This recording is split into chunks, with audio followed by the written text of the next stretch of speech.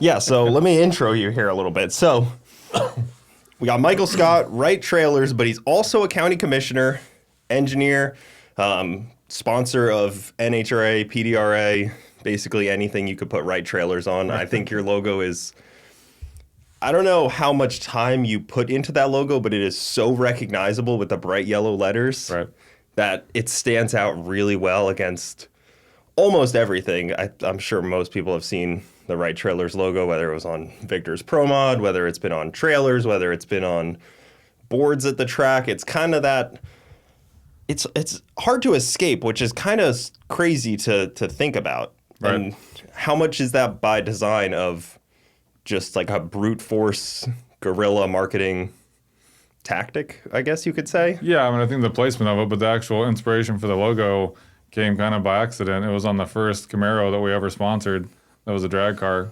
Prior to even me having that logo on my car, it was a graphics design company in Lakeland that printed out something that threw it on there for a weekend race, and I'm like, yeah, that looks pretty good. Huh. And so that's really how the logo stuck. Prior to that, it was more of the, in Microsoft Word, doing different fonts that says Wright Trailers, but we really didn't have a defining logo.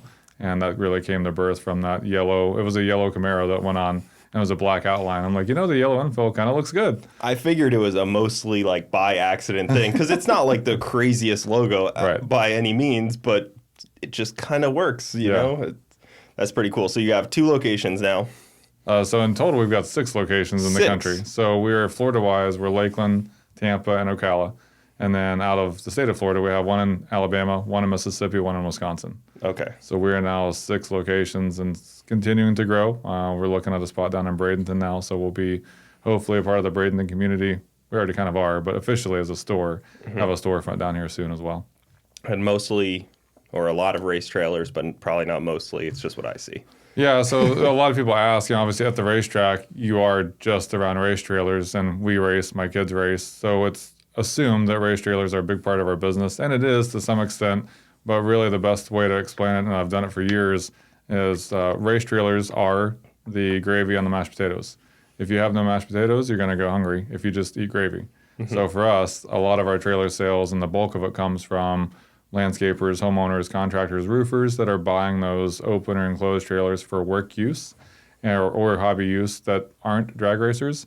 And then the more high-end race trailers are truly that gravy on top. It's those that we're selling a lot of, but not in the numbers that we do on those smaller trailers. Yeah, I mean, it's very rare to, in the grand scheme of like driving around, to see a high-end race trailer versus your 50 dump trailers you'll probably see, and your 100 flatbed trailers. And so it makes a lot of sense. But the high-end race trailers are the cool stuff. That's what everybody likes to go to PRI, stand around in, touch everything, open the cabinets and the drawers and all that. That's the fun stuff.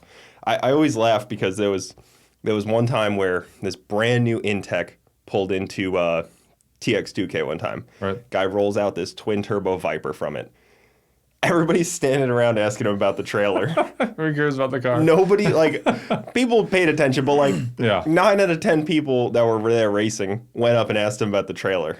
And like, people are just walking by this twin turbo Viper. I'm like, of course. It's a status, and some of the trailers you mentioned, Intech, I mean, they're one of the brands that does an absolutely phenomenal job of defining how a show trailer should look. And even though it's a production piece, they really finish them and they look like a show trailer. And so it does showcase not only their quality, but then whatever's going into it. But to your point, trailers draw a lot of attention in several different atmospheres. It's always funny to see. And the rigs, too, obviously are stupid. And they get to be like, maybe a trailer's 40 grand, but then a rig's like 600. And you're like, Jesus. Yeah, no, we've, going through 20 years ago, we sold motorhomes back then from our first location. And so you kind of saw the progression from 04 through 07. Of course, we went through the recession in 08, challenging time there. But now coming through today, I mean, the Renegade motorhomes that we saw today, to your point, they are 600,000 plus. And I used to sell United units for 200,000 in 06, 07. So to see something shoot up like that by a 3x, multiple is crazy. But of course, housing and land and everything else is more expensive too. So I get it. But for the most part, what's interesting in the trailer industry, it stayed flat for probably almost 10 years. There was very little movement in cost or pricing or retail cost of a trailer. And so the landscaper kind of got used to always paying $4,000 for an enclosed trailer. And it's like, when does that ever change? And of course, before COVID, we really kind of 15 to 16 stuff bumped up a little bit, but then after COVID, everything doubled. And that's where you really saw the most significant price escalation ever that I've ever seen in 25 years of doing trailers. So it was a very steady, predictable industry for a long time, and now it's kind of adopted more of that car dealership fluctuation. Everything's kind of really always is dynamic. Yeah. And it's just especially the hobbyist stuff. I mean, that's always the first to right. Yeah. first to take a plunge. Do you think that the bottom kind of fell out a little bit on some of that stuff, or yeah, you see soft spots for sure. Like, I mean, you go anytime you have an election year, you'll see that be an issue because a lot of our customers are business owners that are independent contractors, whether that's in construction or landscaping or a number of different areas. And when they're not really sure what they've got ahead of them, from a backlog of work and income, they'll pause on some of those discretionary purchases. So you'll see trailer repairs and trailer parts pick up because people are maintaining their stuff more, intending to keep it longer. You won't see nearly as much interest in trailer sales unless it's just a deal. So we did see that softening actually last year, even through probably right up till PRI, and then from PRI onward, it picked right back up, and we've seen a pretty strong 2026 so far. Yeah, I mean, that's what everybody in the racing industry's kind of been talking about, I guess. It's like, oh, do people have discretionary funding? But I always hear people always have money for racing. Right. It's like, it's the one thing that people always find a way to do no matter what. The bad decision no matter what the market is, right? Yep. They'll downsize the house before they'll stop going racing. Third mortgage on the house. Let's go racing. Yeah. Yeah. No, it is. Exactly. I mean, when me and Garrett first got the first trailer we ever got was like we drove up to Georgia, picked it up from Diamond Cargo. Right. It was horrible. That thing was falling apart, but we loaded it down way too heavy at all times. Yeah. But I think it was like $4,900, and it was at the time it felt expensive, but was a really cheap trailer now. Right. Yeah. 28-foot, V nose. It had no finished interior or anything, no lighting, but like it was cheap. Right. I'm sure people would love for a $4,500 enclosed trailer right now. Yeah, it's one of those things. If you have the crystal ball, you buy 1,000 of those back then and wait until today. And obviously, from a flip perspective, that's crazy. You'd be sitting pretty good. Yeah. It was even crazy during COVID. People selling their toter homes for like $100,000 more than they bought it for. Yeah. Yeah, that's amazing. So back in what vehicle appreciates $100,000 like that? Well, so back in 07, this is end of 07, maybe beginning of 08, when the recession was really kind of setting in. The last toter home that I sold, so it had the little fifth wheel gooseneck area in the back, brand new toter home, sold it to a guy out in Vegas and sold it for $125,000, brand new, Freightliner, Columbia chassis, 450 Mercedes automatic. And then during COVID, I saw not the same exact VIN number unit, but that same spec. United Specialties 07 was going for over $200,000. Right, so you're talking something that's almost 14 plus years old, has mileage, is used, had probably one or two or more owners, and appreciated by 50%. And we're not talking like a low production number supercar here. Like this is a toter home that somebody used for years for free. Yeah, in a way, if they sold it at the right time. Yep. I'm sure a lot of people lost their ass on it, or interest rates probably took all their gains. Right, yeah. And there's a lot there, but it really was a interesting time. And we knew going through COVID, too, I mean, prices are prices, right? So our prices to procure the trailers went up. We had to charge more to the retail customer. But on the backside, like, we knew that was going to come down at some point. So now you're looking at those that are wanting to trade in, some that bought in that peak time, didn't overpay at the time, but overpaid based on today's prices. So you're seeing that negative equity be there and be a factor on understanding, it's more of education for the customer. Like, look, you bought it here. The depreciation is actually more significant than you anticipate because of the price metrics that were in place during COVID. And then cars, I mean, there's a lot of things that had that same symptom during COVID, and trailers were not isolated from that. Yeah, trailers are like funky though, because they don't really have like, year to year, they're not super different enough. Right. And then there's also no like odometer on them either. Right. So you're kind of just like. And no blue book. Like there's no you can't go to the internet and just figure out, I have a, 2008, this length, this, and it gives you a price. There is nothing that exists for that either. So it is certainly very, subjective when you talk about trailer values. And we just try to base it off of our industry knowledge being in this for over 20 years, we do have a fairly good understanding of what something should be worth and what the market currently will bear, but it is very subjective for sure. Do you move the trailers around the country based on where you think they'll sell better? So definitely location on our 6 locations, it gives us really good data points to understand how those regional markets are doing. And we absolutely have different product mix for the different locations. Florida's pretty, say synergistic on Tampa, Lakeland, Ocala. They're all going to be about the same. But you do see a different market in Alabama. Mississippi especially is very challenged on local providers. So there's people that build trailers in their backyard. So you're kind of competing against that. So you don't really get into those smaller trailers in Mississippi too much because they're locally being produced by everybody that has a welder in a garage. Kind of tracks. Right. So it doesn't really do too much. So in Wisconsin, that's snow country. So we look at different product up there for snowmobiles and other types of activities that you would never have down here in Florida. Yeah, it always kind of bummed me out that we don't have like cheap snowmobiles to rebuild in Florida or like mess with, like, because they do the snowmobile race and it's like, oh, that seems kind of cool, and it's like, there's no snowmobiles around here. No, you're traveling well north to get one of those for sure. It's like, oh, they don't have really jet skis, I'm sure either. So this is true, I guess. Balances out. But you're deeply entwined with NHRA, and you guys have announced your new class for the Outlaws at NHRA. When did that come about? So that was kind of an idea that birthed almost 2 years ago. Now I was looking at it from the perspective of the Outlaw program with what they were running and kind of the format that they had switched to at the time of just doing the online streaming and changing, how they were doing it and the tracks they were running at.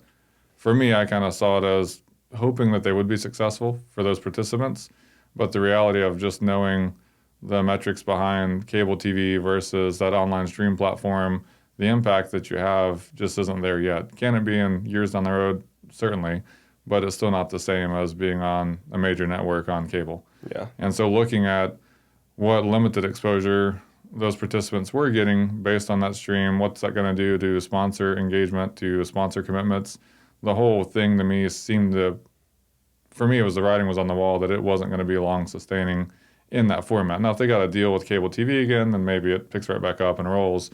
But like with anything, there is a finite life to whatever that is, whether it's a series, whether it's, a trailer, it doesn't really matter. Something has an end of life, and then it moves on to something else. It morphs into what's next. And so I started talking to NHRA back in 2024 about the potential of having a Outlaw type program or somehow to integrate those participants into an NHRA field. And with that, we just literally kept working on ideas. I kept presenting different options. Scott Taylor was instrumental, and obviously him being in that Street Outlaw program for years and years and years was instrumental in getting some key players together on it. And then literally it was the week before PRI, we finally were like, okay, we've got all the details for the most part worked out. Let's really sit down and have a serious conversation. Yeah. And so we put that together with NHRA. Really happy with how the program's going to go for this year and looking forward to expanding it to additional tracks next year. And we've got a tremendous amount of interest from sponsors, from fans. Like, they're just happy to see those racers have a place to race and for it to be something different. It's not right now at an NHRA national event, you don't really ever see 8th mile racing and dual power adders and this other stuff. So it's going to be cool. I think the fans that are not aware of what outlaw racing is will have something new to get excited over. And I think those fans that want to see these guys and gals race, they're going to now have a place to go see them race. Do you think that there's going to be some uphill battle of educating your typical NHRA fan of what they're seeing? Like the guy that's there to watch Pro Stock and, Top Fuel Funny Car, you think that they're going to get the significance of it? Or is it just the more hope of getting a new crowd, the crowd that was watching the Outlaw cars versus trying to, explain to 60-year-old grandpa what's going on out there? Yeah. I think there's a couple of different avenues that we have for success. One is absolutely the fan base that those participants have from the outlaw world. We will see those come in and fill the seats in at the NHRA races for sure. Like, there's a natural attraction there. The engagement that those racers do on the social platforms is really helpful in getting education to their fans of where to go to watch them. So you'll see those come into the seats. But I also see this as an opportunity. You're looking at steel roof, steel quarter cars they look pretty much like a street car. I mean, they are obviously tubbed out. They're on big tires. Power outers are different, but it's not just kind of a shoebox that has different paint or a different wrap. And they're swinging the bat hard to go as fast as they can in the 8th mile. Yeah. And so they'll be pushing the limits. We're not doing any special prep for them. It's not anything that's going to give them consistency, if you will. Like we're going at this as, no more prep. There'll be a variety of race surfaces they'll be on because there's not going to be a structured prep program for them. So they may go to one event, and depending on run order, how it falls, they may have from round to round different circumstances on the track. And certainly from track to track, there will be differences there as well. So it's a new challenge for the racers. And I think it's something, too, these racers aren't afraid to drive the car. They've raced on the street, they've raced on no prep tracks, they've raced backside, front side, in between. So you're going to see them like they want to get across the finish line first. So that, I think, adds an element of excitement that 60-year-old grandpa is going to want to see if his grandson's there with him or just him by himself, because it is something different and it's something identifiable of, I used to have a Camaro, I used to have, that Plymouth, or to me, it kind of goes back to what old school pro mod was when you had the 41 Willys and you had these cars that were iconic in old school muscle car, but they were going really fast on the track. Mm-hmm. And the days of Scotty Cannon being sideways and still driving through it and making it, turn on the wind light. Those are all things that not necessarily are missing right now, but I think you don't see them as often because it's more calculated. I mean, pro mod's gotten wicked fast. Technology is awesome. The drivers are doing a great job, but it's really, it's not an index race series. It's really, really fast, but they are expected to be fast more routinely now. Where this Outlaw deal, stuff could go wrong on that run. Pro mod's a bit of an index. Like if you go too fast, you get weight put on you. You know what I mean? Like I wasn't going to open the topic, but I mean, yeah. They could make it a 360 index and it'd be basically the same. Yeah. I was going to say, looking at the results we had from this last race, I mean, that 355 to 360 is where everybody's sitting at for the most part if you're participating in a race day. But all classes kind of in essence are. Like even like LDR, if you go too fast from what they want you to be at, they slow you down. So it's like everything kind of falls back to like this number that they want you to be at. They just don't say it. And what's nice about this Outlaw Street Series is we will not have, from a rule implementation perspective, we are in charge of the rules. So NHRA has given us that liberty to make sure that, we aren't making this so restrictive and so cumbersome on a finance side of things to be changing or adding. We want it to be really as true to street as we can and have it to where you got to come out, you have to read the track, you have to be able to drive the car and have the best combination to win that day. Yeah. I mean, that is what people actually want to see in racing. I was joking about this at the last Pro Mod race. It's like Pro Mods are really boring to walk through the pits and look at because they all look so similar. Right. But then they're awesome to watch go down the track. Right. Where these cars, like one's like an actual looking 6th gen Camaro or one's like a real looking 69 or something. You know what I mean? Like they actually do look like what you're saying, real cars. It's why LDR is so cool. Right. Because they're real cars that are also going that fast and also full chassis cars at the same time. But they started as a real car-ish. Right. Yeah, it's relatable, right? I mean, it's what you see. I remember as a kid walking through the NHRA pits, stock, super stock, seeing all those cars that are, they were all street cars at one point in time. They got converted to race cars. But for me, it was so impactful to just be able to go, okay, you see that car, and then, you're going down the road at home and you see it driving past you, and it's like, oh, yeah, I saw one of those at the racetrack. Yeah. Not too often, except for drag week, do you see pro mods, driving down the road.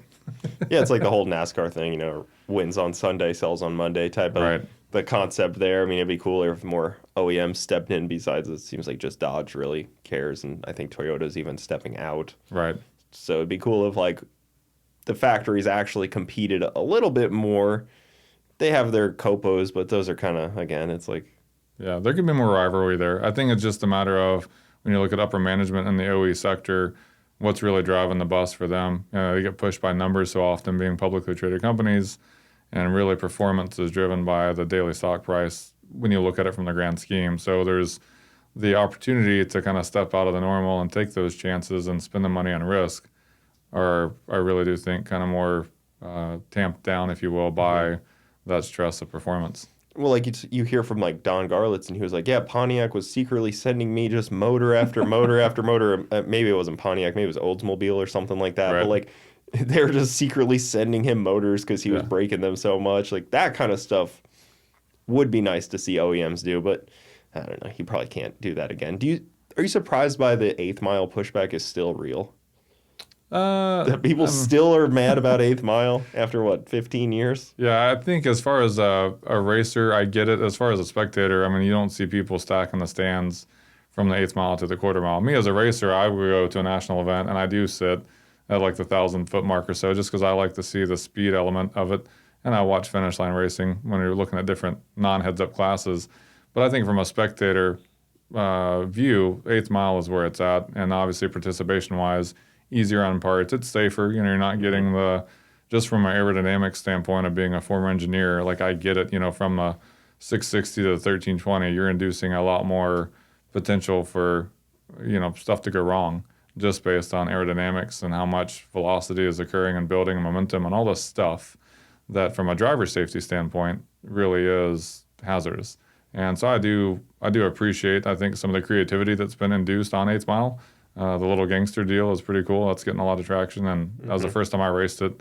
Unfortunately, I had car issues at the last race, but I think those are different types of promotions that will drive the bus to be more positive about 8th mile, and you'll see it over time adopt to what it can be. But you are going to have those that are like me, like racing-wise. I do like racing quarter mile for certain classes. You know, go on super comp in 890 or top sportsman, top dragster.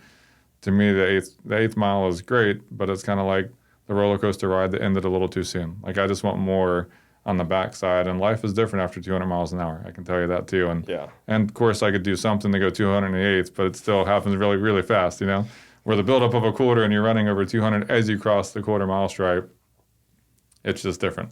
I always felt like I was just like on the gas too long. I'm like, okay, is it almost over yet? Like it's starting to get real fast now. Right. Like things are starting to get a little less like planted. right. No, stuff happens in it, but I still remember the first run I went over 200, and I truly, in my mind, I don't know if it's just me psyching myself up, but it's like your vision changes a little bit, like it's a little blurred on what's going by you, and just the element that your body senses is different. And you know, it was on like 208 or 209. It wasn't 250 miles an hour, but it was pretty fast, 208. Right, but it was just, you know, I went from mid 180s to that, you know, 208, and you could just tell the difference in driving. So again, as a driver, is there a difference? Yeah, for sure. But spectator-wise, I mean, bring on the 8th mile. You know, pack the stands. That's really what we need. We need more people at the racetracks with their families, cooking out, hanging out, interacting with racers. I will say I'm really glad to see a lot of these racers paying attention to spectators too. You know, the kids that walk around the pits, and that's how I got hooked in this deal. I was at the Gator Nationals. Castrol GTX had a display with a Super Comp dragster on display, and I don't recall who was driving at that point in time, but they were letting kids and adults sit in it. I sat in it, and I was like, man, I'm hooked. And that was at probably, I don't know, 8, 9, 10 years old, and that's what got me on a dragster at a very young age of this is what I feel comfortable in. This is what I want to do when I grow up. Drive a dragster. Even though my dad let me drive his door car, I hated it. A couple passes in his Corvette at the time, I'm like, nope, not doing it. If I'm going to do this, I'm going to go find the dragster. And that was really, he had a 4-speed small block Corvette, wheel standing car in first and second year. He was used to it. He raced it a lot in bracket mode, and I tried it in 2 different passes. And I'm taking off, and all I can see is the sky. I can't see the guard wall. I can't see the track. I'm like, I'm done. You know, I'm not going to do this. And then, you know, fast forward years later, then I go to the Christmas tree race, convert my top sportsman Corvette to radials, and now I look at the sky again when I wheeled it during testing. So it's one of those things that... You shouldn't do that on radials, though. No. On a slick tire, you could kind of get away with it. Yeah. But on a radial, I would recommend not doing that. No, it was... I think you learned not to do that, right, when it came down? I did, and I fixed it, and then we had Charlie Brown round 2 of the actual Christmas tree race. And that's that photo I got with the back rear tire is off the ground once I let off the gas. I was ahead of him at that point in time, but we had wheeled it again. So I did learn not to let it go up as high on that pass. So yeah. How fast did it go on the radials? On testing, I went 690. I think the speed was like 188 or something. I let out. I mean, that's rolling. We had a player, but unfortunately, when it won the wheelie again in that second round, I knew at that point in time, don't push it. You're not going to recover this, you know? I feel a lot of people overlook cars like that as like, you know, oh, it's just a bracket car. Like, you know what I mean? Like because it looks like just like a bracket car. But then, you know, you put radials on it and it goes 690 or probably could go like a 660. Yeah. Really all in. Like that's super respectable. Yeah. Like that is not just like a bracket car. Right. No, it's going fast. You could put a radiator in it and take it on like a sick week or something. Yeah, we've had a passenger seat in it when we bought it, so there is a possibility. But Braxton is kind of like a, you know, riding around with that thing that loud for that long. I don't know. You know, we got headsets on, and we'll see. We're going to do a drag and drive at some point in time in the future. Well, I always laugh because sick week going on right now in Florida. You see all the posts of people like, oh, I'm gonna get my car set up for it. Like they always get like this fire in their ass, like, oh, I'm gonna do it, and then next year comes and they didn't get it set up, but they start daydreaming about it because I mean it is pretty fun to do. Yeah, it's inspiring, and we haven't done one yet. And I've gone to them, spectated them, hauled Jeff Lutz's car back a couple years back when it broke at South Georgia. So I've been in it and around it. The vibe is really awesome. The people are really cool. I think it's a neat experience, and just, you know, it's a survival course. You know, what can you do as a person, as a human, and as a car tuner to make it all survive that whole week? In 30-degree weather this week. Yeah, exactly. It's miserable. Fight the snow flurries, you know? Yeah. There was like frost up in Georgia this morning. I'm like, nope, I'm out. That's too cold. My 85 wouldn't like that. No. He's sitting there for an hour. Exactly. Not going anywhere. Yeah, no, that's a cool idea, though. And I'm really, again, that's something else that I think inspires the next generation of gearheads to get involved. And for those that are in it now, again, when I was at the couple drag and drive events I've been to, all of them interact with the fans, with the people that come up, no matter if you're 2 or, you know, 80. They're still engaging. So all that's good. I think the car culture overall gets it. You know, they're positive about it. And we just have to keep doing our thing to keep racetracks alive and keep the people informed of why this is an important industry, really, for it to stay around. Well, these bigger names at these drag and drives are like, in a way, naked when they're there because they don't have a trailer, they don't have a rig, they're just like they just have like this little spot of stuff, like one parking spot, so they're kind of like, it's the best spectator experience because you don't have to walk, you know, 6 miles to see all the cars. It's everybody's right there and they're all like right there. They can't go anywhere. There's nowhere for them to like no, not at all. I think it reminded me off. When I was at South Georgia, it really kind of looked like a yard sale. I mean, it wasn't, right? The stuff wasn't for sale, but when you think about if you go to a swap meet or a community yard sale, like everybody's got their trunk open and stuff out for sale. These are drag and drive cars. They've got the car, the trailer, and then the stuff that they're either using to repair or replace on their car. That's it. You know, there's not all this other support stuff. There's no golf carts. There's no scooters, no push bars. Like it's very raw, like you're saying, for sure. So now the trailers obviously become like the star of a lot of this too. Right. And I'm sure for you that as both an engineer and a trailer guy, you're like, dang, you could build a really cool trailer. Oh, yeah. Like every time I see him, I start to daydream about like building the baddest trailer. And then I'm like, you use it once a year. Stop. Like onboard air and fuel cells and stuff and generators built in. And then it's like, no, you don't use it enough to justify that. Yeah, it's got to be just functional enough. But truly, when you look at that 1 week that you're using it for, there are so many ideas that you could put into it from a functional standpoint, and even like axle position. We worked with Brett for the drag and drive trailer that he had for the last couple of years, and even like axle position on those is so critical because you don't want too much tongue weight. Obviously, these cars don't have, you know, class 5 trailer hitches like a F350 would. You're typically like parachute mount or something off the rear end, like something removable.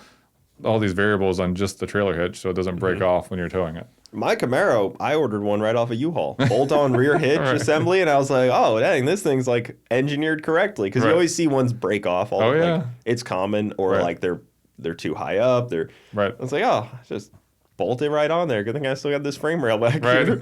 Yeah, that was the best way to do it because it towed great. Oh yeah, sure. Because you get something like you said that is engineered for it, but a lot of the applications we've seen, you know, they don't have that. Still there. So it's a challenge, but again, the creativity that you see to solve those issues is pretty cool. Have some companies jumped on board to build some like better drag and drive trailers, or like has there been more interest in that of like a drag and drive line of trailers from like a company? So there's been interest, but it's such a niche market, and to your point, it's once a week. I mean, once 1 year, and it's a week per year. And there are other events obviously throughout the country, but there's some crossover as far as the racer doing this race would do other drag and drive events. And so what we see is just not enough demand continuously for that product. Then there's one-off stuff we do and we have done several trailers, but again, it's probably less than 50 in total. So when you look at it as a business plan, it would be one in which it's kind of like the pepper on top of the gravy. So we got the mashed potatoes, we got the gravy, and now we got the pepper on top. That's drag and This drive. is the glamorous stuff. That's Right. cool. It Like is. that's the cool stuff. But Right. I mean, again, to your point, like I used a borrowed Dr. Pepper trailer that used to be a cooler. Right, yeah, And exactly. I towed that for 1,000 miles. It was a cooler at one point. Right, I think they exactly. sold beverages out of it. Perfect. It worked, right? Yeah, I mean, it worked fine. It's heavy and didn't fit things well. Right, yeah. But otherwise, yeah, it was fine. You could fit 2 tires in there. Meets some of the requirements. Yeah, Yeah. exactly. And But it didn't fall off. it didn't break off, but I Right. did have to wire all the lights and everything. So that's, Yeah. you get your trade-offs. Exactly. And Yep. you want to be cheap and deal with that. So, Little Gangsters at NHRA, did you try to push for that at all? Because I know Jimmy really well, Right. and it does seem like your NHRA stuff is a little slow-moving and Right. difficult to make things happen. I mean, 2 years to make a class happen seems a little long. Yeah. I mean, some of that on the Outlaw Street side, though, wasn't just NHRA. I mean, we really had to wait for the exit ramp to come up for the Street Outlaw guys and gals. So there wasn't an immediate break point where they could say, we're going to turn that switch off and turn the switch on at NHRA. So the reason I mean, really as kind of planning and as an engineer running bigger projects in past life, for me, you've got to plan for success. And so the 2-year deal for me was more so working so that it would be successful and it would come to fruition. Now, to say that they're quick to react, no. But I mean, it is a larger company. I mean, really no different than any other bigger company that has multiple managers and or a board of directors. They want to make sure that they're making the right steps. This year is the 75th anniversary for NHRA. So obviously to make a company last for 75 years and be successful over all of those 75 years takes a lot of tenacity, a lot of planning, and great execution. So I would say there is proof in the pudding that they can do well long term with what things and programs that they implement. Are they going to have some speed bumps along the way? Sure. I mean, as a business owner, I don't get it right all the time either. And so Little Gangsters, I have not had that conversation yet with NHRA. Could that be something in the future? Sure. I mean, I'm always, again, just like with this Outlaw Street deal, and even junior dragsters, pushing to have them elevated on a bigger stage on national events. Those are all things. I really do care about the sport. And so for me, it's not do we advertise? Yes. Do we get tremendous return like playing the stock market by advertising? No. We are doing this for the passion of the sport, for the love of it, for the longevity. I want to see it generationally go on for multiple generations and be successful, not just something that, you're doing just because. And so I think, over time, will Little Gangsters be at NHRA? It could be. This past race here at Bradenton was the first time I've ever ran it and really kind of dove headfirst into it. So I have a better understanding. It's got a cool vibe to it. From an affordability standpoint, it's pretty economical to get into it. And then I think the fans like it too. The boards are, it's a no time per se class, and we're index racing, but there's no times on the scoreboards. And, it is some excitement to see who's going to win the race. And there's some notable names that are participating. All those things, to me, make it a very exciting class. So I think we'll kind of see how the overall landscape of drag racing goes. And then, as this year goes on, I think it would be a point of conversation that I would have with an NHRA. They're probably also not prepared to have an extra 80 cars Correct. racing at some of these races. Yeah, space is always an issue. Yeah. That was one of my worries with the Outlaws is you imagine these guys should be put on a big stage, then they show up to Gator Nationals and they're parked in the grass somewhere. Right. Because that kind of stuff will ruin the both experience for the guys that show up to run this class that think that they deservingly should be on a bigger stage, but then get parked, top sportsman parking area, where they should be next to Top Fuel. Right. And that's some of the stuff in the 2-year course of doing this, some of those topics are the actual ones that we talked through and came up with really good solutions. So from a engagement perspective of the fans coming in and for the success that these guys and gals deserve, they will be able to have that bigger stage. So that's where we want to make sure and get it right and not just have it be a racetrack and a pit spot. We really want to have all-encompassing success for both them. And at the end of the day, if we can build more momentum by having that Outlaw Street class at NHRA events and have it be building over time where those spectators that didn't used to come now come and they're telling their friends, that's our envisionment for 2027. You really do have this massive push for more people wanting to see more events with those racers showcased. Mm-hmm. And I know you're more into the bracket stuff. There's always an interesting dynamic of like the bracket racing at the huge events versus the bracket racing at like the bracket events. It seems like there's such a flip side of that Yeah. it really is interesting. Like, because BMP has bracket races, it seems, every other weekend. Right. And you wouldn't even realize it if you're not in that world. Right. But then there's the national events that have the huge bracket races that put it on like a huge stage. It's just really interesting to see how NHRA operates. And I've never really touched on that world because it's just, I only got my license 2025. Right. That was kind of at gunpoint because I had to run sick week. All right. I had never really cared to have it before, but they were like, if you're running sick week, you got to have your license. I was like, okay. Right. If I want to race at Gainesville, I got to have it. Right. But it's interesting to see how they operate, and I don't even know how I have to renew it or anything. I don't know. I don't pay much attention. Yeah, no, they'll give you it. But truly, with NHRA, I think you have to look at that. What Wally Parks, founded that for was to have a sanctioning body that allowed the longevity and the safety of the sport. Because really, with any sport, if you had it out there and there's a lack of regard to safety, and you have people that are getting injured or killed, like it gives it a bad rap. No matter what the sport is, you're going to get a bad rap pretty quickly. And is it risky? Is it dangerous? Absolutely. Can you be killed from it? Sure, you can be.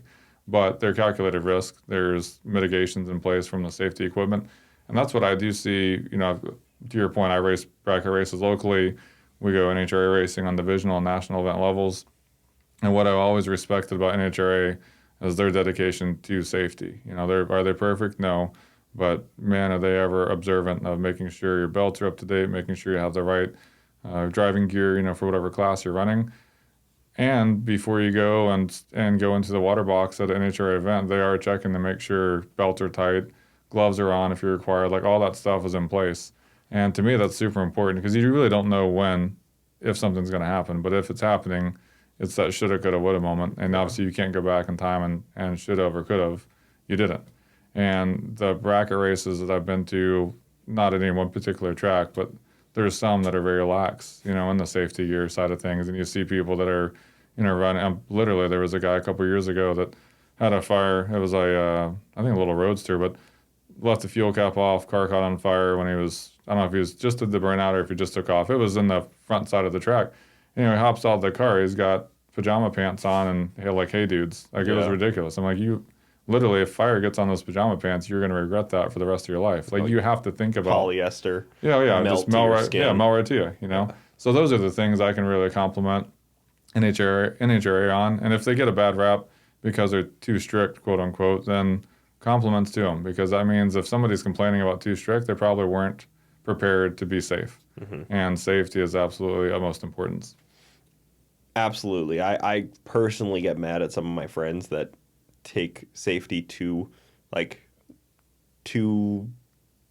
lax. Right. And you'll see like an in-car video and they're like flopping around in their belts and their fifth point's not even attached or anything. And it's like, that was a pretty important one, Yep. Like, how do you have tight belts if your fifth point's not attached? Yeah, it's not going to help you out when it's not connected. Like, it's literally not even tight. Like, you can't get them tight without the crotch belt. Like, I don't understand it. And I see people with their visors up like crazy, and that little stuff really irks me because it's like, you're right there. Right. Or like your Hans is just like dangling. Right. You have all the equipment. In a lot of cases, right, they have the equipment. Mm-hmm. They're just not implementing that last little piece.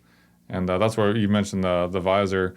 And I've always flipped it down, but, Lyle Barnett having his incident he had, literally every time I stage the Corvette, I always now think about Lyle. And it is a 100% reminder for me that flip the visor. Like, don't ever forget about that because it's super important. If something happens and you don't have the capacity to still flip it down because you didn't before, you may be too short on time at that point.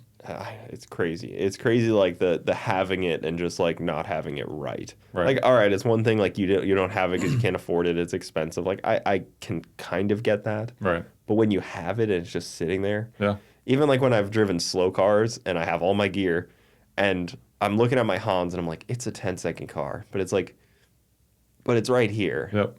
Like, I'd really hate, like, you don't need it technically, but it's like, it'd really suck if something happened and it's sitting on the Correct. passenger seat.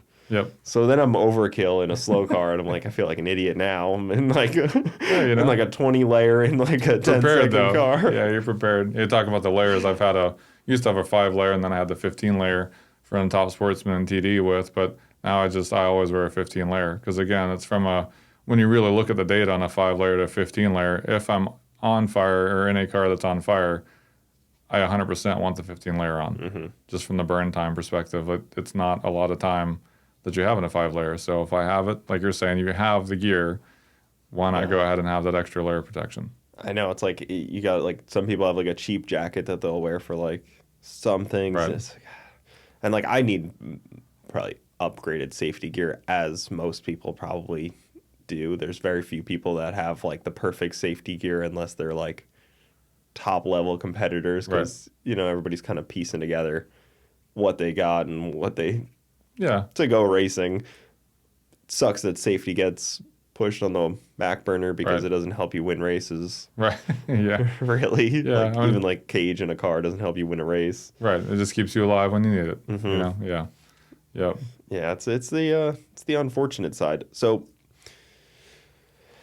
IHRA, I don't know how much you want to even say about it, but it's very interesting. Right. Because it's seemingly endless stream of cash flow, which is a worry. Yeah. Like, if you buy things over market value and then you do want to sell them, what happens? Like, if you can't sell, like, you know what I mean? Like, if he's like, all right, well, I'm done. This is enough. I'm going to sell these tracks. But they bought for more than they could sell for as a drag strip. What happens then? I think you said the key thing, and I don't have any personal contact with IHRA management or Daryl or anyone else. I've reached out to them a few times when it kind of came to fruition that they were going to be a thing, and didn't have a whole lot of feedback from them. But I think you said the key thing is, if they're sold as a drag strip, and so not anything inside information, I really do think that the exit plan is you sell them not as a drag strip. And that's being on the commission now for Polk County, being an engineer with 20 plus years in this industry and understanding data centers and industrial development and commercial development, and the time that we went and defended the racetrack against all the overdevelopment around it, like knowing all those inroads, if you will, to large scale long-term plans is critical to understanding what an exit plan could look like if IHRA were to decide to sell off the assets, meaning the tracks. Yeah. And, there's the locations of several of them, I think, are strategic. They were already existing racetracks, but when you look at the other infrastructure around the tracks, it supports usage of it as not a racetrack in the future. Not necessarily today or 5 years from now, but in the future, you could certainly see where there is an asset appreciation based on an alternate use than a racetrack. Nobody wants to hear that. Ohio is definitely a location of big push for data center. Correct. Yeah, data centers is that's power co-location. But yeah, that's the whole thing. Is data centers need large property. Mm-hmm. They don't need a lot of neighbors. They're a quiet operation once they're going. Like, it's not a billowing smokestack that has all this stuff going around. It's literally a building that gets a lot of water and a lot of power, and they provide AI support. And so those are certainly potential uses for it. And what is the time frame for that? I have no idea, but I can tell you that obviously Daryl didn't get to where he is at today from being silly on making bad choices. He's a very smart individual, probably has a great team around him, and has done well on business and or investing or both. I don't think that's a pivot from what you're seeing now. It's just a different stage that he's on. He's no longer in the arena that he was, only now he's on the racing car enthusiast side as well. Yeah. I mean, I've had some conversations with some other people about this too. I could put a tinfoil hat on, but like the one in Memphis in particular is alarming when you look at that, because, even at PRI, not a lot of people talked about it, but they had the XAI on all of the shirts Yep. because he built the data center in Memphis Yeah. for XAI 15, 20 miles from where the drag strip is. Right. Which to me is like, oh, that's a little on the nose. Why would you put XAI on the side? The only explanation I heard was Kyle Loftus actually on his podcast with IHRA asked them why was XAI on the shirt because I asked him to ask. Right. Yeah. And they said, oh, it's just a client of his. I'm like, Right. a client of one business being on the shirt of the other. Yeah. XAI sponsoring drag racing now, It's a network. and no one told us, or Right. is this just like, I don't know, felt weird.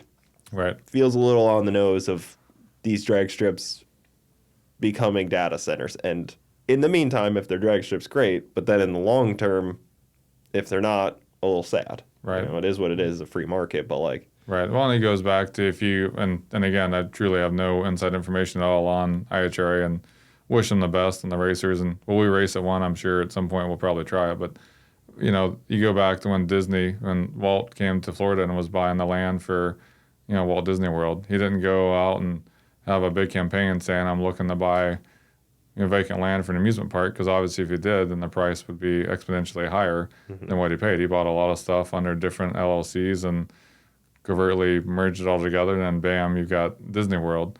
And for better for worse, to your point, it's free market. It's open to anyone's interpretation and their implementation of a plan. And if it's successful, then that's their right here in the United States of America. But you know, with all that, is there some fallout from it? Sure. You know, over time, you go back and look at the environmental impacts from Disney and the things that happened during development. You could never build that same park today with as much impact as what it had to the environment back then. So times change, and I think you'll see over time, and data centers are getting better on their water usage. I say better, meaning it's not as consumptive as it used to be. There's still a lot that goes through it. I'm not the data center expert, just know it from the periphery. We do have one that's proposed in Polk County, down in Fort Meade, not in our county jurisdiction. It's within the county physically, but it's actually in the city limits of Fort Meade. So we've been exposed, if you will, to more of the details of the data centers. And again, it's something that is required, I guess, to support the AI demand. And that's how the world works. You know, there's used to be horse and buggies, and it became horseless carriages, and now we have automobiles, and they have to have roads, and roads have to have maintenance and drainage, and now we need interstates and toll roads, all this other stuff. So you just see a development over time of what society wants and what it needs. Maybe this is that path. And if it is, like I said, this could certainly be a play to have data center sites already pre-purchased. yeah. And now you're holding them. You can take the time to plan of what it's going to look like long term.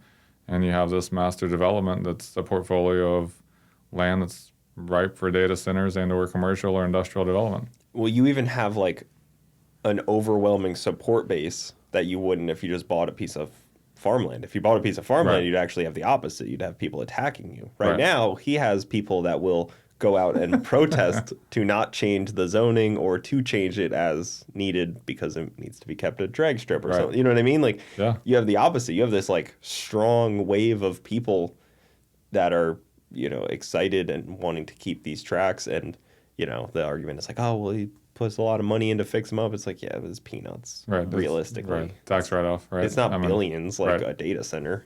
Right, exactly. And I think, too, when you look at it as, yeah, the excitement that you talk about, you know, that's behind it, but then you go into more of a, if it were a book, you know, you're kind of reading the first couple of chapters of the book, and like your interest is starting to build, and you get to, you know, the climax, you're like, oh my gosh, this is so awesome.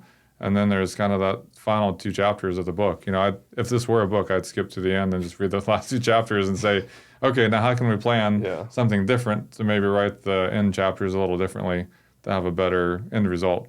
But none of us know that are external to the whole thing. So it's...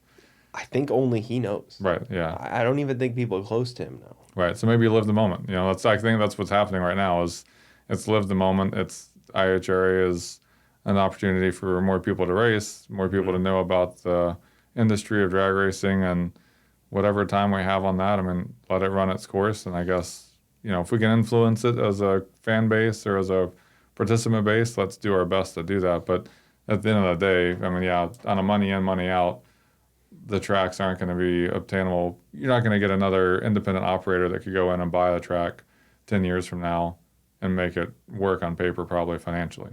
Because of how overbought they correct. were, from what I've heard. It's no different than if you look at, rural land that we have in Polk County. For somebody wants to come in and they want to buy 20 acres and build a house in the middle of it, those opportunities are vaporizing because you have developers that are willing to overpay, per se, for the land. It still makes sense for them on their business model because of what they can do with the land to ultimately have multifamily or single family houses. But to the individual, you or I, like, we could never go in and pay, millions of dollars for a 20-acre piece of land. Yeah, like, it just doesn't make sense. On it. Right, yeah. Like, it just doesn't make any sense. They'll go put 50 doors, 70 doors, and right. That's why I talked to you about this, because you're in the unique situation of being on the county commissioner side, so you see what people are trying to make happen. Right. You sponsor all these races, and I know you're an engineer, I just don't know exactly what type of engineer, I guess, what you were doing before that. So, I mean, you kind of have this unique perspective on being able to see maybe what is happening that people aren't paying attention to. Right, and it's the details. It's in those permitting or planning phases. And as an engineer, so quick synopsis on that, I was a mechanical engineer undergrad, decided not to go to Michigan and be a automotive engineer. I wanted to stay in Florida. At that time, I met my now wife and wanted to stay here and not shovel snow. So I ended up going to civil engineering. So most of my career was working on power plant development or power plant demolition. So as far as the power grid, transmission lines, substations, power generation, all the permitting, all that stuff, I've been in that realm for a long, long time. Okay. And so I know, like, long-term planning, power plants are one of those things. Like, I was involved in the nuclear plant development that never happened in Levy County. But those are like a decade plus out in planning. So really long-term planning is a requirement in that field. But when you go on, so seeing the technical side as an engineer, being a large landowner that likes green pastures around my house, and then places like drag strips that often get, their voice stomped on by development pressures. But now being as a county commission, I've learned that you definitely have to be okay in the middle. And what I mean by that is not to ride the fence and like just hang in this gray area where you're indecisive. You have to vote yes or no on things as a commissioner, but understanding that you're not going to get 100% your way all the time. You can't. As an elected official, not even for the fact of, I want to play nice in the sandbox. It's truly as a human. If you're married or if you have, kids, like, there's not a whole lifetime that's going to go through and you're always going to be right or it's always your way. There's some compromise that happens probably on a daily basis. Mm-hmm. And whether it's where you're going to go on vacation, what are you going to do after school, like, there's some compromise. And so it's very much the same. And we just had an issue come up yesterday, actually, for Polk County, where we need to have a government center that we own the property on, that we own the building on. We're leasing right now.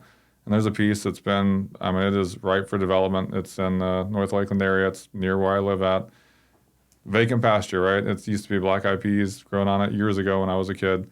But it's going to be developed. Like, there's subdivisions on all four sides of it. And if the county didn't buy it and do a government center, then it's likely going to be, high-density development for single-family homes. And so, we look at those situations where, if it was ideal, everything be a pasture, and sure, but there's a mix. People want to live in a subdivision. Some people don't. Some people want to live in an apartment. There is a community of people, and everybody has some different ideals. We as a county have to be open to all of that, but keeping the balance is so hard. And that's where, again, we look at the racetrack here in Bradenton. It would have been nice not to have any development around the track, but unfortunately that wasn't a possible outcome. So we came up with the next best thing, have those deed restrictions, or the deed language, if you will, that says, hey, you're buying a house by a racetrack. You can't go and try to sue the racetrack to shut it down. Like, it's not going to be feasible, and it stays with that property for its, indefinite life. So those are things as an elected official that I try to do to say, okay, what is the balance point that makes sense for the situation? And is it going to make everybody happy? I don't ever ask myself that question, because the answer is no. You will never have a case where everyone is like, yes, you did absolutely the best thing ever. Because if it's a development, the developer wants to develop it, the people around it don't want it. it's my job to, mediate and say what is that middle ground to where they have development rights. It's their property. They can put houses on it. They can do a commercial out parcel, whatever it's zoned for. Like, they can do that. It's my job to try to buffer and make it a piece of the community, even though it's new, right? It's the new kid in school, new kid in class. How can we integrate that into the community so now it becomes a part of it? Because at the end of the day, if you kind of think about it, every house you see, that used to be a pasture or an orange grove or a farm field. Like, they didn't start off as a house, right? That's what I've always said. It's like, well, my house wasn't always here. Like, right. They had to develop this spot. Like, I can't really hate all development because it's like, then where would I be? Right. It's responsible development, smart growth. It's something that, again, what strikes the balance. And the biggest thing I've learned as a county commissioner going into this is there's several topics that we'll typically have for review and consideration to vote on at every meeting. And you cannot let one case like flow to the next. So if you really do have an opinion that you formed because of what you've heard, the day of the meeting, and you're wanting to either vote yes or vote no, and it doesn't go your way, it's very easy as a human to like carry that over to the next case. So you're still stewing over this last one. And I learned very quickly, and I've been successful at it, like, you just have to park that and then be listening fully to the next one. And I kind of compare it to my kids. If one kid came home from school, had an issue, and then the other one has an issue, like, I can't still be thinking about the first one and then try to handle the second one and be effective as I could be. And so it's a challenge. But again, I do enjoy it. Technically, I'm able to engage a lot of the applications I see because of my engineering background.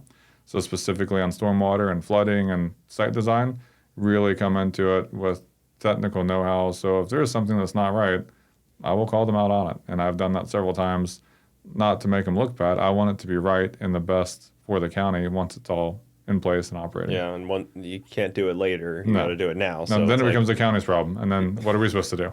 Well, so now looking back with a different lens, how do you feel our commissioners handled the track stuff?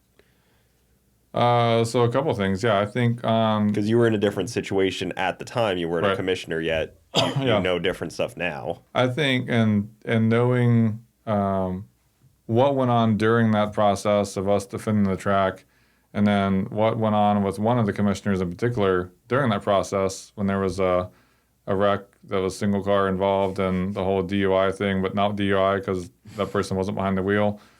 To me, that's politics. It was just a crashed car and a guy drunk standing next to the crashed car. But it wasn't driving the car. He wasn't, of course not. No, it wasn't driving the car. You would be insane to put those two things together, that he hit that tree. And that's the stuff to me that I can't stand. Like you have to acknowledge it. I can't do anything individually to change it.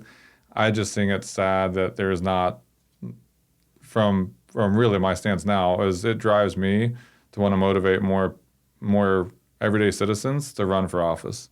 Because what you find is that there's a lot of truly politicians that are in political seats that are just there for what I call the political theater. And I didn't become an elected official because I wanted a title. What I wanted to do was become the voice of many, because I found out that through the deal with the racetrack, and then prior to that, there was a case in Polk County near my house that I had to go and do a de novo hearing and get the subdivision denied. It was going to be in the middle of a cow pasture, no other subdivisions around it, so again, not compatible. But going through that one, and then the time I put into the racetrack, I think there was probably about 200 hours that I literally put into preparing presentations and attending the meetings and all that stuff. So as a county commissioner, I thought that it was the best way for me to be a consistent voice that could be proactive. Because if you're not in an elected official seat, you're reactive, right? You're coming in after something's been approved or denied, and you're asking for a consideration for reversal of opinion, and that's harder to do. I mean, you're coming in, you already bought the car or the trailer. I'm saying to Cooper, why did you buy that? You need to buy this one instead. Go return that one, then buy it from me. Yeah. That's a longer process, and it takes more time.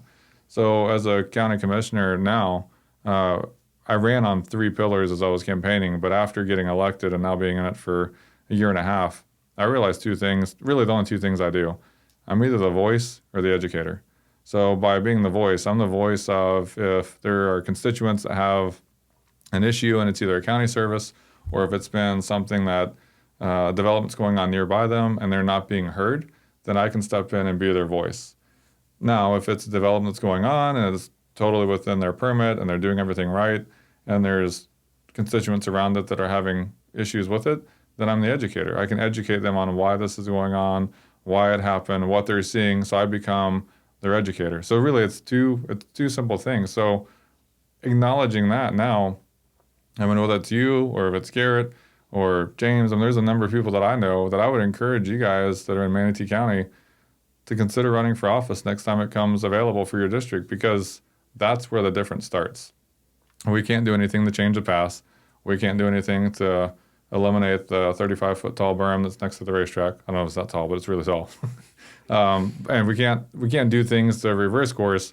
What we can do is plan better for success in the future. At least it's a nice looking berm. It is. Got some plants planted on there and some palm trees at the top. It was kind of tempting to see how far the Burromax mini bike would like run up it, if you got a running start, but I didn't do that yet. So it's weird seeing like light poles like right there though. Yeah. Like when you're at the top end of BMP, there's like a light pole from the neighborhood, like yeah, I don't even know, like 80 feet away. It kind of gives the vibes. I don't know if you've been to Sunshine recently or St. Pete, whatever it's called now, but yeah, was Sunshine Drag Strip. But it having the expressway right by it, you go under. Yeah, it kind of gives the vibe of like Bradenton is in this like valley, and then we're like racing on the street kind of thing because you got street lights. I don't know. It's just different. It's still a racetrack. I get it, but it is different. Showtime up there is funny because like there's like a highway that you can like at the right time you can just look over and see the whole racetrack. It's like very weird. It is. It is. Once I went over there after they did all that and was going through, I'm like, am I going the right way? Like it feels like I'm going to a boat ramp or a rest area, but you go right under the bridge and then bam, you're at the entrance of the track. Well, because our Clearwater shop was backed up to it, so like that's right. Our backyard.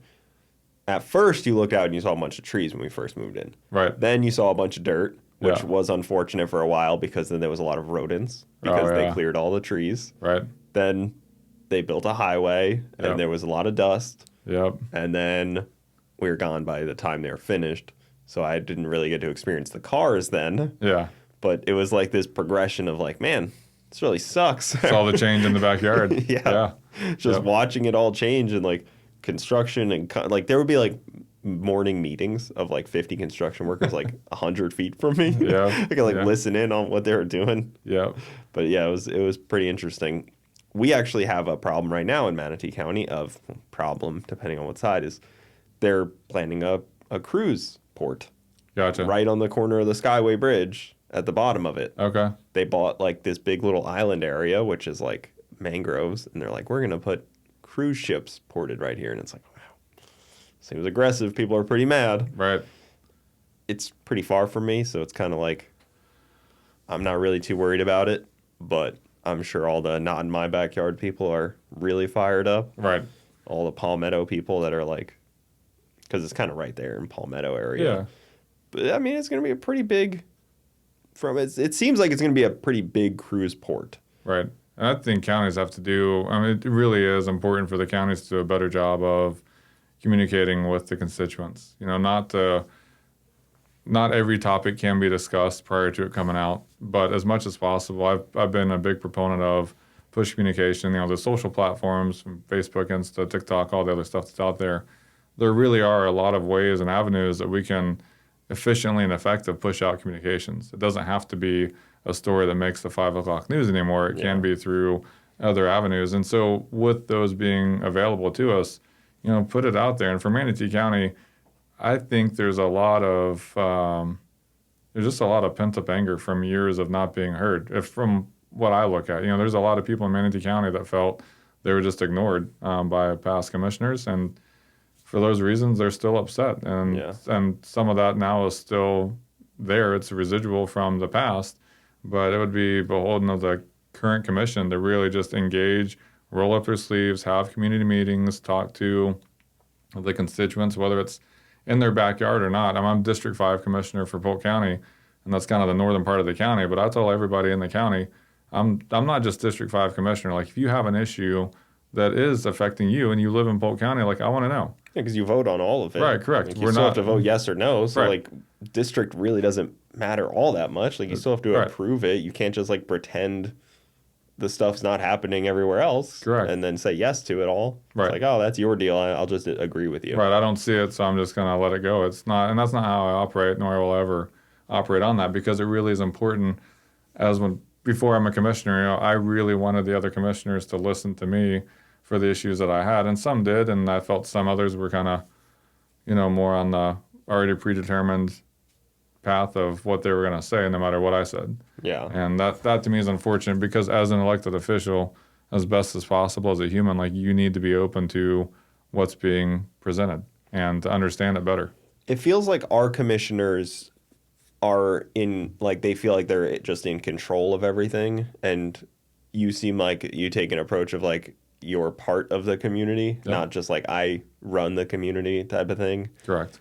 One of the worries about all the houses by the track that I see is like, I've been thinking this since, I don't know, probably 2020, but I'm kind of a sky is falling type of guy. I'm like, there's no one, like, people aren't going to buy these. They're $600,000 like shitbox homes. Realistically, they look nice, but right. like, I toured a few when I was buying houses, and I was like, the light sockets are falling out. The like things are all wrong. Like there's like cracks in the concrete already. It's like these right. are realistically $600,000, $700,000 shitbox homes that you get some nice amenities with. Right. To me, I'm like, this is like 2008 type stuff. Like this, people aren't going to buy these, and they're going to build them, and then like, what are we going to do when no one buys them? They're going to be ghost towns next to the track, and that's going to hurt everything. Right. Like, there's nothing worse than like a ghost town community of like half-finished homes. Right. That'd be worse than actually finishing them and having people live in them. Right.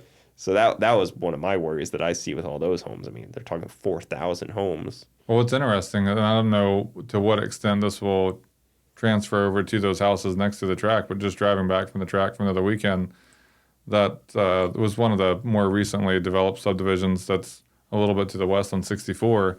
They have a sign out now that says villas for rent. So I don't know if they're going to maybe allow short-term rentals or do, whatever that structure may be. I have no idea. Potentially that's what you would see next to the track if they don't sell them. I guess that would be an avenue, as you get an investor comes in, buys X number of them, and then puts them all on a short-term rental deal where you are getting people that are going to be at the track, whether it's the Winter Series or if it's FL2K or one of the other events going on, and now they've got a house there within, a 10-minute drive of the track. That could be cool. Yeah. I can't imagine like a long-term rental because they're going to want so much for those that Right, it's kind of sickening. You know what I mean? Like they're going to be like $6,000 a month rentals. Maybe good for Garrett and Victor, right? They just rent it long-term and they just test every single week. Like it's their home away from home. That could definitely work for a lot of snowbirds. I'm sure that they could just come down here for the winter. It just worries me to see that much like new construction. Yeah. And like the amount of velocity actually in the market of people buying them. Right. And there's just tons. There's tons of houses over there for sale right now. Right. At some point the loans become too much for the builder because the builder probably has loans on building all those houses. That's when it really all kind of breaks at some point. Yeah, market saturation, and that's where you go back to 07, 08. I mean, leading up to that recession, you saw the 3-bedroom, 2-bath, single-family home that used to be in that time frame. It was 150 to 180,000. When those shot up to almost 300,000 back then, it was like, oh my gosh.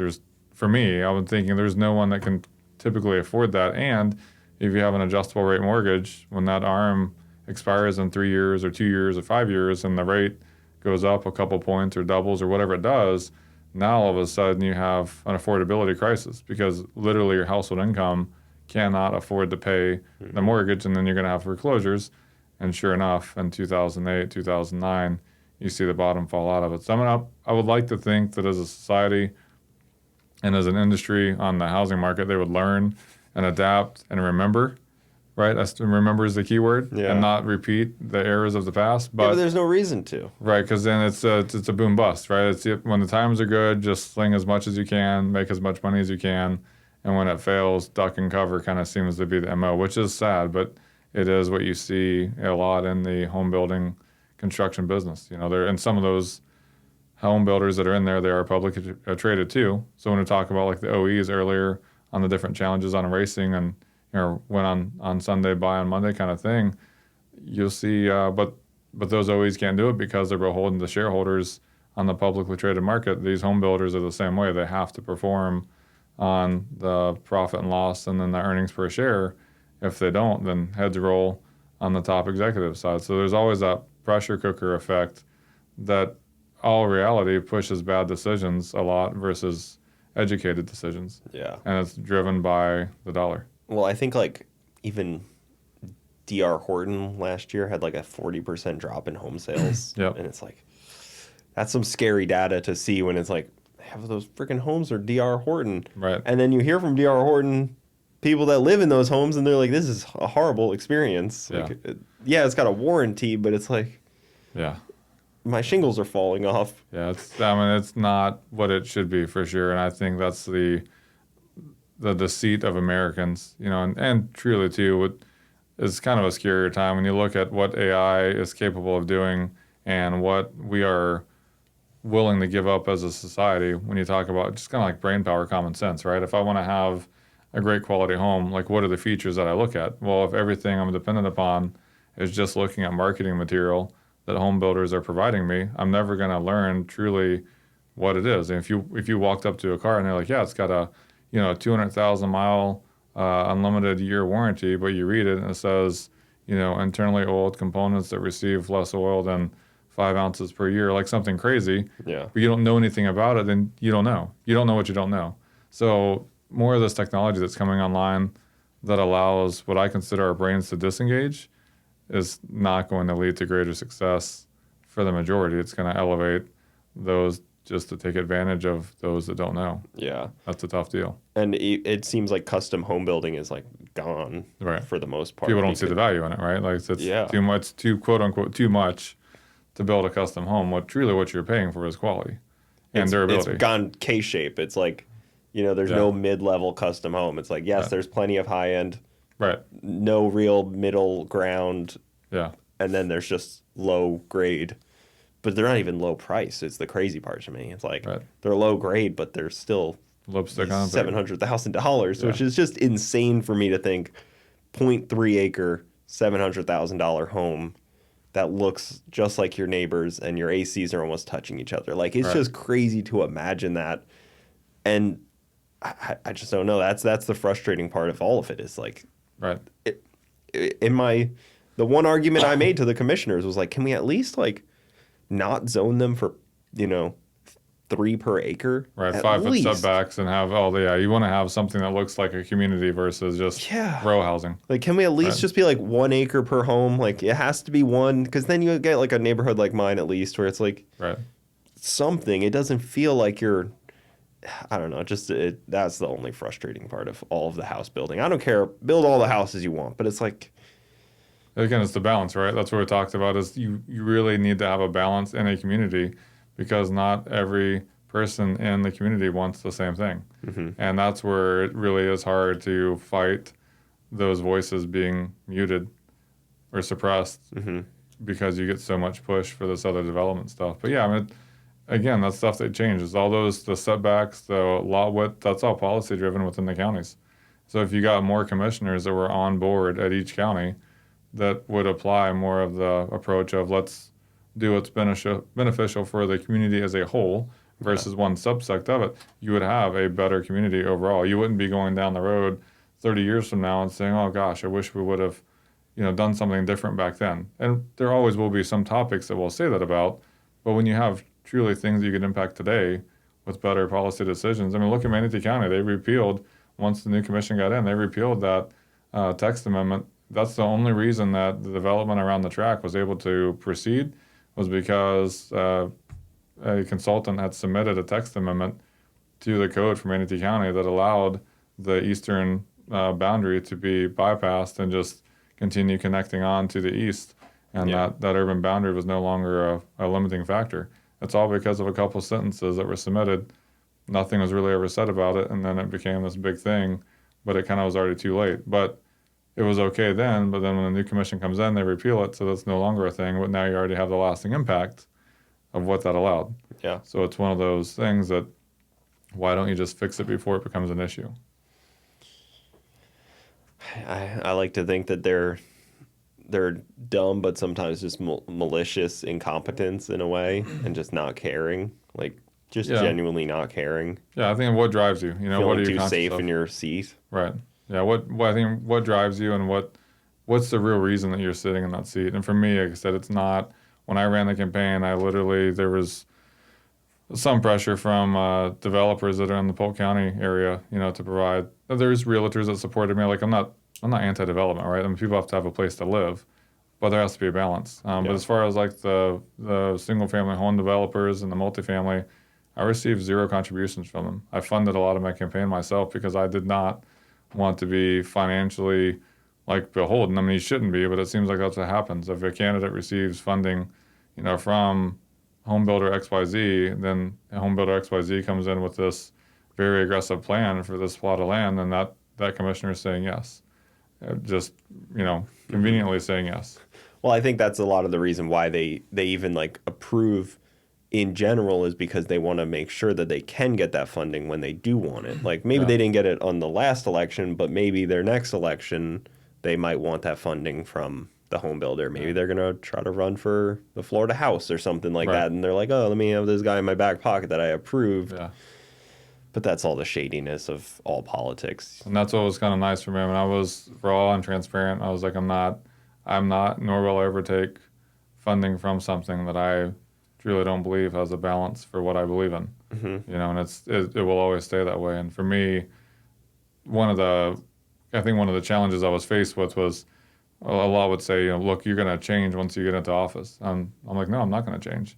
You know, I am who I am. The county is a large business that's run by the constituents, really. I mean, the taxpayers who ultimately is our boss. Yeah. And they're the ones that have the opinions. They're the ones that have the financial input that are providing property tax and other things to the county to depend on us for services.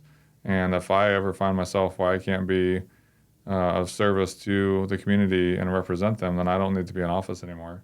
But my morals and my objectives, I mean, look, at this point in life, almost 25 years in business, having been an engineer, professional engineer, I've seen engineers make mistakes, not own up to them. I've seen engineers do stuff for financial gain that they should not have done. You know, that's not me. Never will be me. And I think from all those life experiences, you know, it's no different than cheating in racing. I've not cheated in racing. I mean, there's gray areas, you can go in those, but I'm not going to go run nitrous and super comp because it's illegal just so I can have an advantage. Like, I'm just not going to do it. Yeah. Because truly, at the end of the day, if you cheat to win, no matter if it's racing, life, or politics, I don't think that the victory feels as good because you cheated to get there. So, and then once you get there, like, okay, could you repeat it? Oh, yeah, I can repeat it if I cheat again. What's the point in any of that? That doesn't make sense to me. Yeah. I mean, it's like I was listening to somebody talk about Richard Petty, and they were like, yeah, like 80% of his wins were turned out to be like Yeah. illegal mods on the car. And I'm like, well, Yeah.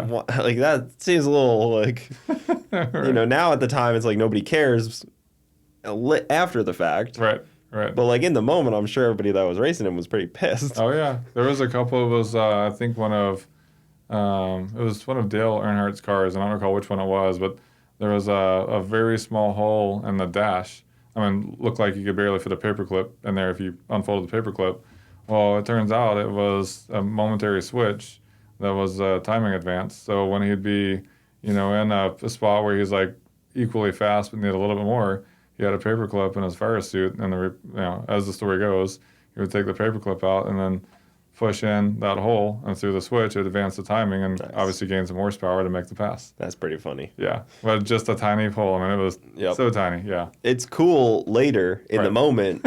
I'm sure everybody was pissed. right, exactly. And every other racing fan that didn't like him at the time was probably really hated it. Right. You know, like, Yeah, if you couldn't figure it out, you're like, how's that? You know, how's that happening? But for me, I mean, there's never going to be a question of how it happened. It either happens because, you know, we worked hard to get there and we made the right decisions, or it didn't because there's other pressures that we couldn't overcome.